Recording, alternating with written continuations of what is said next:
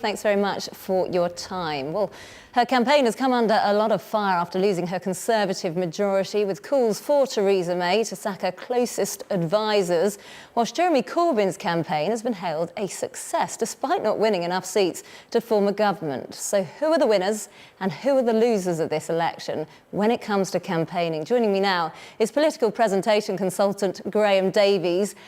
Mr. Davies, where did it go so wrong for Theresa May? Well, Jeremy Corbyn couldn't have performed any better, and Theresa May couldn't have performed any worse, really. Corbyn, during every appearance that he made, was energetic, enthusiastic and engaging, whereas Theresa May had none of those ingredients whatsoever.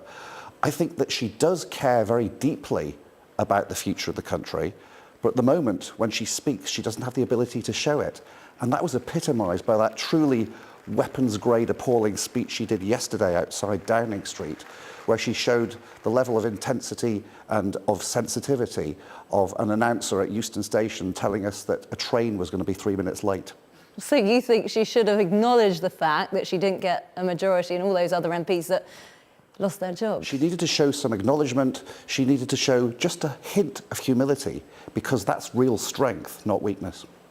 And looking at Jeremy Corbyn, was he so popular because people could identify him? I remember when he arrived in Bristol, I think that was the turning point, when he sat down, I was there, read books with children on the floor, made those faces as he was doing so, and people seemed to identify with him more. He actually seemed to have the ability to make a connection under pressure. Whoever coached him, and I believe he did have some coaching, I applaud, because they did a superb job. But of course, you have to remember that although Corbyn did perform very well among his own limitations, his greatest strength is also his greatest weakness, his transparency. You can tell when he's upset, you can tell when he's angry, you can tell when he's happy, but you can also tell when he's deeply uncomfortable, especially when he's talking about his previous links to terrorist organisations or his lack of ability to use the nuclear deterrent. He showed a great campaigning spirit. I'm not sure he's ready yet to be a leader. Yeah, that's what I was going to say. So arguably not the greatest traits if you want to lead a party, I suppose. Well, yes, that's absolutely right. But they were great traits in terms of getting votes.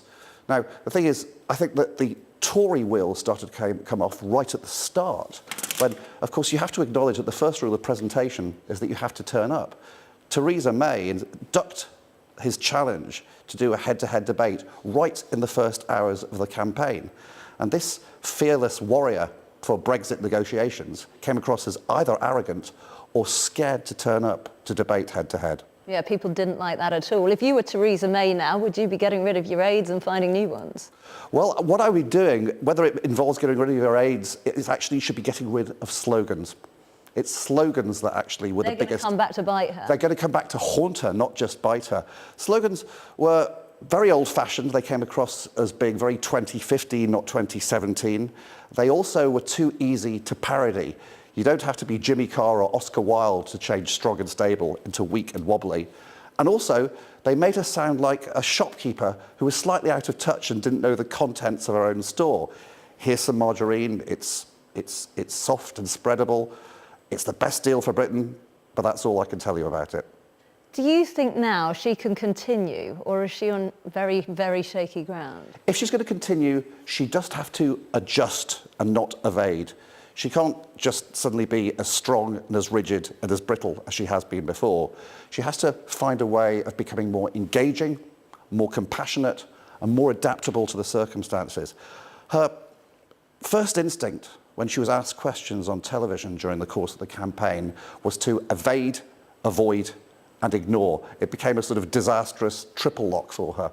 Instead of actually telling the questioner the information that they wanted to get at in the first sentence of the answer, she would launch into a pre-prepared speech which sounded like 2 minutes read off the Tory party website, skating across the surface and avoiding actually engaging with what the questioner wanted. And that didn't come across as just being bloody difficult. It came across as being bloody annoying. And that was her downfall, you think, at the end of the day. Thank you ever so much. Appreciate your time.